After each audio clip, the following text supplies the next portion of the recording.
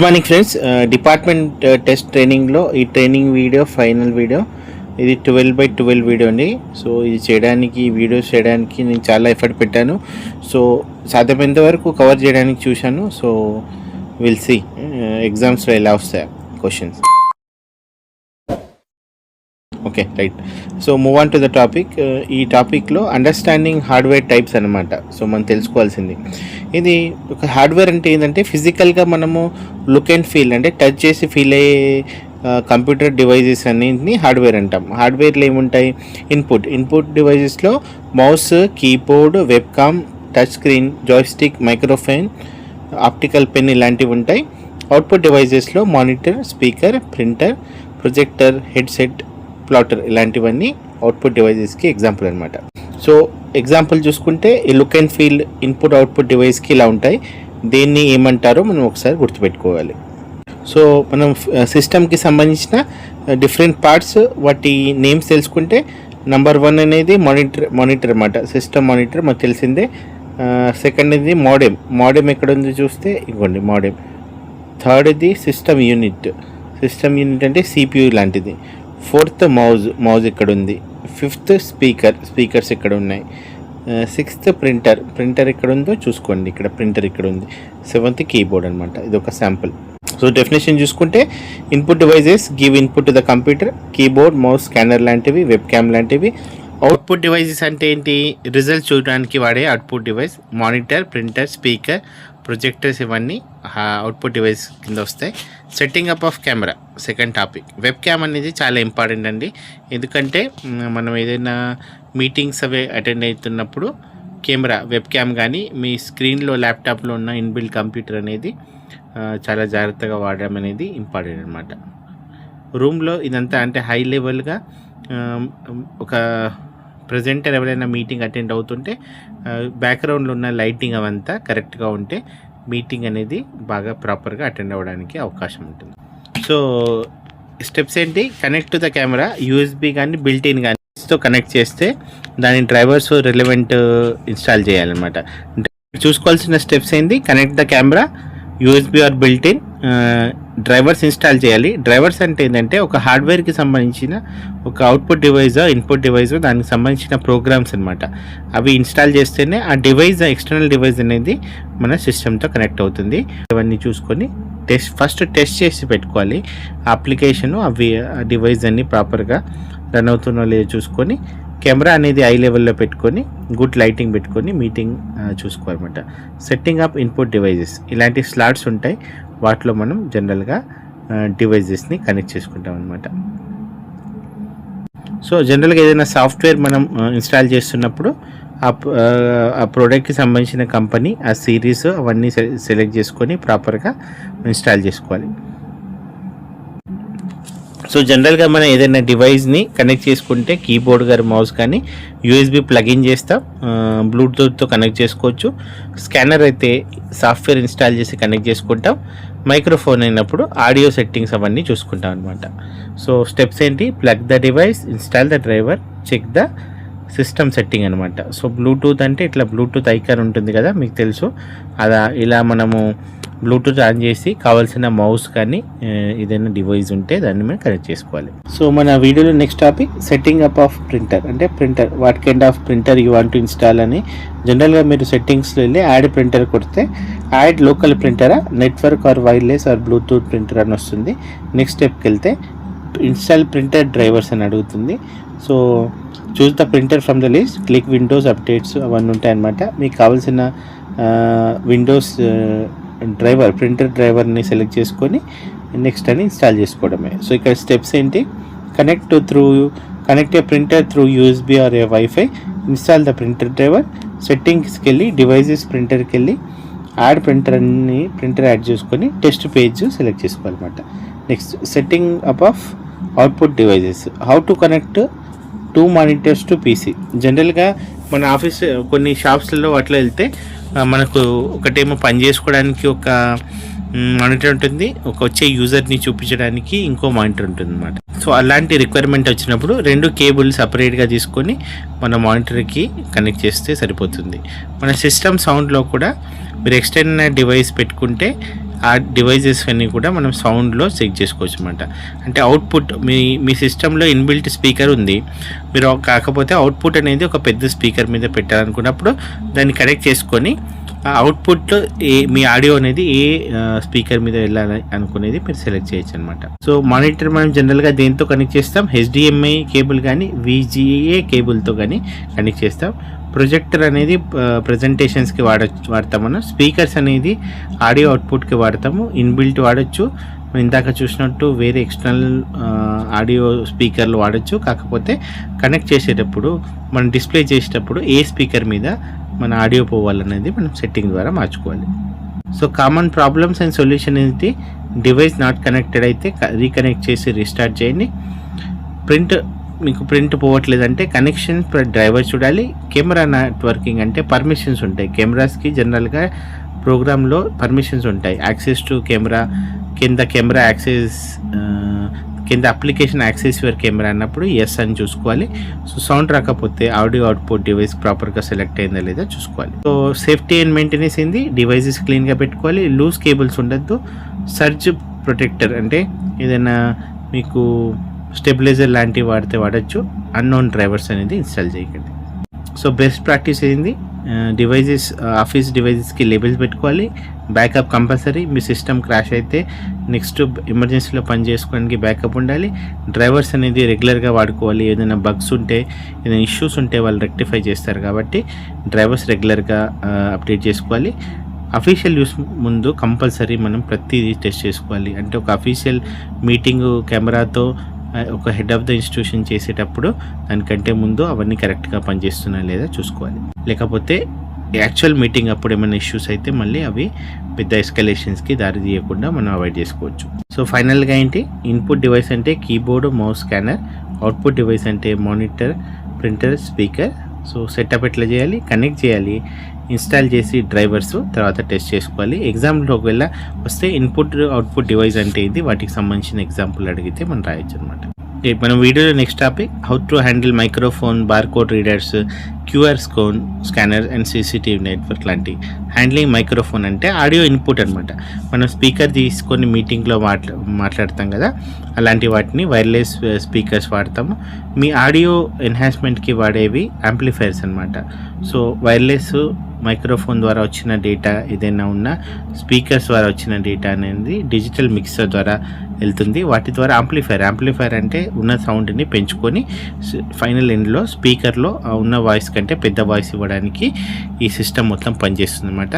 So ఓవరాల్గా connectivity అంతా మనకు ఇన్ డీటెయిలింగ్ తెలుసుకోకపోయినా అసలు ఇది ఎలా పనిచేస్తుంది, ఒకవేళ ఎగ్జామ్స్లో ఆడియో సిస్టమ్ ఎలా పనిచేస్తుందంటే చెప్పడానికి పనికొస్తుంది. సో ఏదైనా ఒక కొత్త ఇన్పుట్ డివైస్ కనెక్ట్ చేసినప్పుడు దాన్ని బ్లూటూత్ ద్వారా కానీ USB ద్వారా కనెక్ట్ చేయాలి. సౌండ్ సెట్టింగ్కి వెళ్ళి ఇన్పుట్ డివైస్తో కనెక్ట్ చేసుకొని మైక్రోఫోన్తో టెస్ట్ చేసుకొని మనం మాట్లాడేటప్పుడు మైక్ని కొంచెం దగ్గర పెట్టుకోవాలి, మరీ దూరంగా పెట్టుకోవద్దు.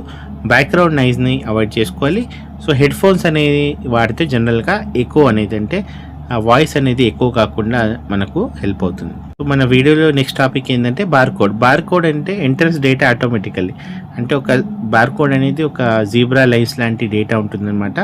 వాటి ద్వారా మనం స్కాన్ చేస్తే మన సిస్టంలో ఆటోమేటిక్గా డేటా వస్తుంది. That is the advantage of read చేయడానికి. బార్కోడ్ రీడర్స్ అని స్పెషల్ డివైజెస్ ఉంటాయి. ఇట్లా చూస్తే మీరు ఈ బార్కోడ్ వచ్చింది, అది రీడ్ చేయడానికి మనకు స్పెసిఫిక్గా డివైజెస్ ఉంటాయి. వాటిని మనం ఏమంటామంటే బార్కోడ్ రీడర్స్ అని చెప్తుంటాం అనమాట. ఏం చేయాలి, బార్కోడ్ ప్లగ్ USB అంటే బార్కోడ్ రీడర్ కూడా USB ద్వారా కనెక్ట్ అవుతుంది. Open any text field, scan barcode అంటే బార్కోడ్ని ఇలా స్టెప్స్ లాగా ఉంటుంది కదా, దాన్ని రీడ్ చేసి ఆటోమేటిక్గా మనం డేటా తీసుకోవచ్చు. సో ఇది ఎక్కడ పనిచేస్తుంది, ఇన్వెంటరీలో, ఆఫీస్ అసెట్ ట్రాకింగ్లో, బెనిఫిషియరీ ఐడి సిస్టమ్. జనరల్గా మన ఆఫీసులో PDSR ఐటెం లాంటికి బార్కోడ్ వాడుకోవాలి. ఇంకా ఇంప్లిమెంటేషన్ చేస్తే డిజిటలైజ్ చేసినట్టు ఉంటుంది అనమాట. సో మనకి బార్కోడ్ లానే QR స్కానర్స్ వస్తాయి. ఫోన్పే లాంటివి మనం వాడుతున్నాం. కొన్ని చోట మీరు వెళ్తే scan the below code to give rating review అని కూడా వస్తున్నాయి. సో అలాంటివి ఒక జిగ్జాగ్ ఒక డిజైన్ లాంటివి ఉంటాయి. వాటి QR స్కాన్ చేస్తే మనకి లింక్ అయినా ఓపెన్ అవుతుంది, డేటా వస్తుంది. లేకపోతే జనరల్గా మీరు ఏదైనా యూనివర్సిటీలో ఎక్కడికి వెళ్తే, ఏదైనా గవర్నమెంట్ ఆఫీస్కి వెళ్తే ఈ ఒక పర్టికులర్ డిపార్ట్మెంట్ గురించి తెలుసుకోవడానికి క్యూఆర్ కోడ్ స్కాన్ చేయండి అనే ఇన్ఫర్మేషన్ కూడా వస్తుంది అన్నమాట. నెక్స్ట్ టాపిక్ అండి, CCTV systems and monitoring. So మనం సీసీటీవీ ఎందుకు వాడతాం? ఇది సర్వేలెన్స్కి, ఇంకోటి విజిలెన్స్కి వాడతాం. సో జనరల్గా ఇది ఎలా పనిచేస్తాయని చూసుకుంటే డిఫరెంట్ కాంపోనెంట్స్ ఉంటాయి. వీటిని ఐపీ కెమెరాస్ అంటారు. ఐపీ కెమెరాస్ అన్ని రూటర్ మరియు ఇక్కడ ఒక ఎన్విఆర్ అంటాం, వాటి ద్వారా కనెక్ట్ అవుతాయి. పీసీ ఉంటుంది, పర్సనల్ కంప్యూటర్ ద్వారా దాన్ని మానిటర్ చేస్తాం. తర్వాత మనం వాటిని ల్యాప్టాప్లో కానీ మొబైల్లో చూసుకోవచ్చు. ఇది హై లెవెల్గా ఒక పిక్చరల్ డయాగ్రామ్ గుర్తుపెట్టుకోండి. మామూలుగా మీకు ఏదైనా ఇన్ఫర్మేషన్ అడిగితే రాయొచ్చు. సో ఎన్విఆర్లో ఒక హార్డ్ డిస్క్ కూడా ఉంటుంది. వాటిలో మనం ఒక స్పెసిఫిక్ డ్యూరేషన్కి సంబంధించిన డేటా అనేది స్టోర్ చేసి పెట్టుకుంటాం. సో ఇది మానిటరింగ్ పర్పస్గా పనిచేస్తుందన్నమాట. మీకు సీసీ కెమెరా ఫుటేజ్ అంటే ఇలా ఉంటాయి కాబట్టి జనరల్గా మీకు తెలుస్తుంది.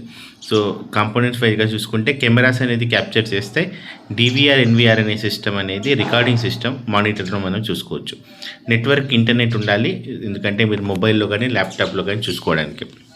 బేసిక్ సెటప్ ఏంటి? Install camera set required location, అంటే మీకు ఎక్కడైతే విజిలెన్స్ కావాలో అక్కడ కెమెరాలు ఇన్స్టాల్ చేయాలి. వాటిని డివిఆర్ ఎన్విఆర్తో కనెక్ట్ చేయాలి. మళ్ళీ డివిఆర్ని మానిటర్తో కనెక్ట్ చేయాలి. సో వాటి వల్ల మీరు మానిటర్ పైన చూసుకోవచ్చు. కన్ఫిగర్ సిస్టమ్, డేట్, టైము, ఎంతసేపు రికార్డింగ్ చేయాలి, అవన్నీ మీకు తెలిసి ఉండాలి. ఫీచర్స్ ఏంటి? లైవ్ మానిటరింగ్, అంటే లైవ్గా చూసుకోవచ్చు. మళ్ళీ ఏమైనా ఇష్యూస్ ఉంటే ప్లేబ్యాక్, అంటే ప్లేబ్యాక్ ఆప్షన్ ద్వారా రికార్డెడ్ డేటా మనం చూడొచ్చు. రిమోట్ యాక్సెస్ అనేది ఇంపార్టెంట్. మనం ఆ లొకేషన్లో లేనప్పుడు మొబైల్ ద్వారా కానీ పీసీ ద్వారా కానీ చూసుకునే అవకాశం ఉండాలన్నమాట. కామన్ ఇష్యూస్ ఏంటి? Mic not working, input settings and reconnect, అంటే మైక్కి సంబంధించిన ఏమైనా కేబుల్స్ పోయి ఉంటే అది వాడుకోవడానికి మైక్ సెట్టింగ్ వాడతాం. మనం బార్కోడ్ గురించి చూసాం. బార్కోడ్ అనేది క్లియర్గా స్కాన్ అవుతలేదు అంటే మీరు ఎక్కడైనా బార్కోడ్లో ట్యాంపరింగ్ అట్లా జరిగిందా అంటే వాటిని మీరు మళ్ళీ రీసబ్మిట్ చేయాలి. క్యూఆర్ నాట్ డిటెక్టింగ్ అంటే మీరు ఒక షాప్లో కానీ ఆఫీస్లో, జనరల్గా ఈ రోజుల్లో ఆఫీసులలో కూడా క్యూఆర్ కోడ్లు పెట్టి పేమెంట్ చేస్తున్నాం. ఎవరైనా వచ్చి క్యూఆర్ పని చేయట్లేదు అని చెప్తే వాటి మీద ఏదైనా చిన్న కోడ్స్ కానీ ఏదైనా పోయా చూసుకొని, లేకపోతే లైటింగ్ ఎఫెక్ట్ బాగాలేకపోయినా చూసుకోవాలి. సీసీటీవీ పని చేయకపోవడం అనేది ఇంపార్టెంట్ అనమాట. ఎందుకంటే మనకు ఆఫీసులో ఏదైనా ఇష్యూస్ అయినా, ఏదైనా థెఫ్ట్ కానీ ఏదైనా అన్వాంటెడ్ థింగ్ జరిగితే మనం సీసీటీవీ చూస్తాం కాబట్టి regular monitoring important. Safety and maintenance అంటే ఇది డివైజెస్ క్లీన్గా పెట్టుకోవాలి, ఫిజికల్ డ్యామేజ్ అవాయిడ్ చేయాలి, అదర్వైజ్ సాఫ్ట్వేర్ వాడాలి. సీసీటీవీ యాక్సెస్ని పాస్వర్డ్ ద్వారా ప్రొటెక్ట్ చేయాలి. జనరల్ ఏంది టెస్ట్ డివైజెస్ అనేవి మనం టెస్ట్ చేసుకోవాలి. Backup important. హార్డ్ డిస్క్ నుంచి డేటా వెళ్ళిపోతుంది అనుకుంటే మీరు దాన్ని బ్యాకప్ పెట్టుకోవాలి. సీసీటీవీ రికార్డింగ్స్ కూడా రెగ్యులర్గా చెక్ చేస్తూ ఉండాలి. సీసీటీవీ పెట్టి మర్చిపోవడం కాదు, మీరు రెగ్యులర్గా చెక్ చేయాలి అన్నమాట. చెక్ చేస్తే ఏమైనా ఇష్యూ నడుస్తుందా ఏమైనా తెలుస్తుంది. Train staff for proper usage, అంటే స్టాఫ్కి కూడా జనరల్గా ఇన్ఫర్మేషన్ అంతా తెలిసి ఉండాలి. సో ఫైనల్ సమ్మరీ ఏంటి? మైక్రోఫోన్ అనేది ఆడియో ఇన్పుట్కి పనిచేస్తుంది. బార్కోడ్ రీడర్ అంటే ఫాస్ట్ డేటా ఎంట్రీకి పనికొస్తుంది షాప్స్లలో కానీ ఎక్కడైనా. క్యూఆర్ కోడ్ అనేది క్విక్ యాక్సెస్ కానీ ఇన్ఫర్మేషన్ కోసం. సీసీటీవీ ఫుటేజ్ అనేది సెక్యూరిటీ మానిటరింగ్కి పనిచేస్తుంది. సో సింపుల్ సెటప్ ఏంటి? సెటప్ చేయండి, కనెక్ట్ చేయండి, configure, test and maintain. So next topic వెళ్దాం. పవర్ బ్యాకప్ ఎందుకు అవసరం అంటే ఇప్పుడు హై లెవెల్లో ఈ పెద్ద మషిన్స్ రన్ అవుతుంటే వాళ్ళకు పవర్ బ్యాకప్ కావాలి. కానీ మన ఆఫీస్లో పవర్ బ్యాకప్కి చాలా పెద్ద ఆఫీస్ అయితే ఇలాంటి జనరేటర్స్ వాడతారు. కానీ మన ఆఫీస్లో చిన్న యూపీఎస్ వరకు సరిపోతాయి. ఎందుకంటే ప్రివెంట్స్ డేటా లాస్ అనమాట. అంటే మనం ఇంపార్టెంట్గా ఏదైనా సేవ్ చేస్తున్నప్పుడు సిస్టమ్ అంటే పవర్ సప్లై పోయి రావడం అనేది సిస్టమ్ క్రాష్కి కూడా జారీ చేయొచ్చు. కంటిన్యూస్ వర్క్ జరగకుండా కూడా ఇబ్బందులు అవుతాయి. ఏదో మీకు ఇమీడియట్గా హెడ్ ఆఫీస్ నుంచి మెయిల్ వచ్చింది, you have to submit the data with in 5 minutes అనగానే సిస్టమ్ క్రాష్ అయింది, కరెంట్ పోయింది అనుకోండి, పెద్దవారికి నెక్స్ట్ లెవెల్ వాళ్ళకి ఆ విషయం తెలియక మనమే డేటా డిలే చేసామని పెద్ద ఎస్కలేషన్ అవ్వచ్చు. సో ఆఫీస్లలో పవర్ సప్లై అనేది కంటిన్యూస్గా ఉండడం అనేది చాలా ఇంపార్టెంట్ అన్నమాట. ఎందుకు? కంప్యూటర్స్, సర్వర్, ఇంటర్నెట్, సీసీటీవీ అప్పుడు రన్ అవ్వడానికి మనకు పవర్ సప్లై అనేది ఇంటరప్ట్ కాకుండా చూసుకోవడానికి ఇంపార్టెంట్ అనమాట. Types of power back system ఇది యూపీఎస్ ఒకటి, అన్ఇంటరప్టెడ్ పవర్ సప్లై అనమాట. సో ఏముంటుంది, మన సిస్టమ్ ఇలా చూసుకుంటే ఇక్కడ యూపీఎస్కి మనం డైరెక్ట్ సిస్టమ్కి కనెక్ట్ చేయకుండా యూపీఎస్ ద్వారా కనెక్ట్ చేసుకుంటే మనకు అది కాసేపు సిస్టమ్ బ్యాకప్ ఇస్తుంది అనమాట. సో పవర్ సప్లై పోయినప్పుడు మనకు అట్లీస్ట్ ఇమీడియట్గా సిస్టమ్ బంద్ అవ్వకుండా మీరు వర్క్ చేసిన ఫైల్స్ సేవ్ చేసుకోవడానికి పనికొస్తుంది. ఇది ఇన్స్టెంట్ బ్యాకప్, నో డిలే, అంటే అసలు క్రాష్ కాదు సిస్టమ్ కరెంట్ పొంగల్ని కాబట్టి. అట్లీస్ట్ 10 నుంచి 30 నిమిషాలు నడుస్తుంది. Used for computers, Reuters and small devices. ఇది చాలా క్రిటికల్. మీరు ఇమీడియట్గా ఒక అవర్స్ కొద్దీ చేస్తున్న ఫైల్స్ అనేవి సేవ్ చేసుకోవడానికి మీకు హెల్ప్ అవుతుంది అన్నమాట. ఇన్వర్టర్, బ్యాటరీ బ్యాకప్ అనేది కూడా చాలా ఇంపార్టెంట్. ఎందుకంటే మీరు ఇన్వర్టర్ వాడడమే కాదు, అది దాని ఫంక్షనింగ్ అది ప్రాపర్గా అది ఛార్జ్ అవుతుందో లేదో చూసుకోవాలి. ఇది ఒక ఇన్వర్టర్కి సంబంధించిన డయాగ్రామ్, మనకు అవసరం లేదు, కాకపోతే జస్ట్ అది లుక్ చేయడానికి పనికొస్తుంది అనమాట. సో జనరల్లీ ఇన్వర్టర్ కొనేటప్పుడు కూడా మీకు మీరు ఎంత సిస్టమ్స్కి బ్యాకప్ ఇవ్వదలుచుకున్నారు అదంతా మీరు చూసుకున్న తర్వాతే దాన్ని పర్చేజ్ చేయాల్సిన అవసరం ఉంటుంది. సో ఫీచర్స్ ఏంటంటే మన ఇంట్లలో కొన్ని రోజులు పెద్ద ఇన్వర్టర్స్ వాడతాము, ఆఫీస్లో కూడా ఒక ఫ్యాను, లైట్, ఫ్యూ కంప్యూటర్స్కి వాడుకోవచ్చు. యూపీఎస్ అనేది జనరల్గా చిన్నవి ఉంటాయి, అవి ఒక సిస్టమ్కి ఎట్లా వాడుకోవచ్చు. ఇన్వర్టర్స్ అనేది ఒక స్పెసిఫిక్ యూనిట్కి వాడుకోవడానికి పనికొస్తుంది. ఇంకా జనరేటర్స్ అంటే పెద్దవి అనమాట. ఈ జనరేటర్స్ అనేవి పెద్ద ఆఫీసులకి కంటిన్యూగా పవర్ సప్లై చేయడానికి వాడేవి జనరేటర్ అనమాట. సో అవి మనకు జనరల్గా గవర్నమెంట్ ఆఫీసులు అంటే పెద్ద హెడ్ ఆఫీస్లో వాడచ్చు. సో వాటికి అడ్వాంటేజ్ ఏంటంటే లాంగ్ డ్యూరేషన్ బ్యాకప్కి ఎంటైర్ ఆఫీస్కి యూజ్ అవుతుంది. గవర్నమెంట్ ఆఫీస్ కానీ, లార్జ్ ఆఫీస్ కానీ, సర్వర్స్ ఎక్కడైతే ఉంటాయో వాటిలో మనం దీన్ని వాడుతూ ఉంటాం. సో చూసుకున్నట్టు మనం ఏ సిస్టమ్కి బ్యాకప్ కావాలి, మోడెమ్స్కి, రూటర్స్కి, యూపీఎస్కి, డెస్క్టాప్ కంప్యూటర్స్కి. ఎందుకంటే రూటర్, మోడెమ్కి జనరల్గా ఎంటైర్ ఆఫీస్కి ఇంటర్నెట్ కనెక్టివిటీని వైఫై ద్వారా అట్లా స్ప్రెడ్ చేస్తుంటాయి కాబట్టి కరెంట్ పోయినప్పుడు రూటర్, మోడెమ్ లాంటివి ఆఫ్ అయిపోతే మనకు ఆఫీస్లో మొత్తం ఇంటర్నెట్ వెళ్ళిపోయి వర్క్ హ్యాంపర్ అవుతుంది. కాబట్టి సిస్టమ్స్కే కాకుండా ఇలాంటి ఇంటర్నెట్ కనెక్టింగ్ డివైస్కి కూడా పవర్ సప్లై అయ్యేటట్టు మనం చూసుకోవాలి. సో ప్రయారిటీ డివైజెస్ ఏంటి? Computers, wifi, router, modems, printer, CCTV system, servers if any అనమాట. అంటే వీటన్నిటికీ పవర్ బ్యాకప్ అనేది ఆఫీస్లో ప్రధానం. రైట్, మీ డివైస్ని కనెక్ట్ చేసి యూపీఎస్కి కానీ ఇన్వర్టర్కి కనెక్ట్ చేయండి. బ్యాటరీ ఛార్జ్ అయిన తర్వాత ఒకసారి మెయిన్ పవర్ ఆఫ్ చేసి చూసి బ్యాకప్ టైం ఎంత వస్తుందో చూసుకోవడం ఇంపార్టెంట్. ఎందుకంటే జనరల్గా మనం చాలా రోజులు వాడకుండా ఎవరైనా అఫీషియల్ వచ్చి యూపీఎస్ ఎంతసేపు బ్యాకప్ చేస్తుంది అంటే మీరు ఒక 10 మినిట్స్ అన్నాక ఆ 10 మినిట్స్ వరకు ప్లాన్ చేసుకుంటే అది 2 మినిట్స్కి స్విచ్ ఆఫ్ అయిపోతే మనకు నెగిటివ్ ఇంపాక్ట్ అవుతుంది. కాబట్టి యాక్చువల్గా పవర్ బ్యాకప్ అనేది ఎంత టైంకి పనిచేస్తుంది అన్నది కూడా చాలా ఇంపార్టెంట్గా మనకు తెలిసి ఉండాలి. ఎమర్జెన్సీ వర్క్ మనకు పవర్ బ్యాకప్ అంటే సిస్టమ్ షట్ డౌన్ అయ్యేలోపు ఏ ప్రయారిటీ వర్క్ డిసైడ్ చేసుకోవడానికి మన సిస్టమ్స్ ఎంతసేపు బ్యాకప్లో ఉన్నాయనేది తెలుసుకోవడం చాలా ప్రధానం అనమాట. సో ఫైనల్ సమ్మరీ ఏంటి? యూపీఎస్ అనేది షార్ట్ బ్యాకప్కి, ఇన్వర్టర్ అనేది కొంచెం మీడియం బ్యాకప్కి పనిచేస్తుంది, జనరేటర్ అనేది లాంగ్ బ్యాకప్కి పనిచేస్తాయి. So always test regularly, maintain batteries, prioritize important devices అనమాట. సో ఇదండి 12th వీడియో కంక్లూడ్ అయింది. సో ఈ 1 to 12 వీడియో చేయడానికి చాలా కష్టమైంది. ఎందుకంటే ఈ డిపార్ట్మెంటల్ టెస్ట్కి సంబంధించిన డేటా ఇక్కడ లేదు. సో మేబీ ఇప్పుడు మనం నెక్స్ట్ సండే ఎగ్జామ్ ఉంది కాబట్టి చూద్దాం పేపర్ ఎలా వస్తుందో. దాని బేస్ మీద మనం will try to improve the content as well as I try to create some model paper also. ఎందుకంటే as of now model papers కూడా అవైలబుల్ లేవు. సో ఇదండి, మీరు నాలెడ్జ్ కోసం మొత్తం వీడియోస్ 1 to 12 చూస్తే మీకు కంప్లీట్గా అట్లీస్ట్ మీకు ఐడియా వస్తుంది. సో నెక్స్ట్ నేను రేపు ఇంకో వీడియో చేస్తాను. అసలు నెక్స్ట్ సండే ఉన్న departmental test in office automation అనేది ఎలా రాయాలి. Then we'll discuss some more points there. So thank you very much.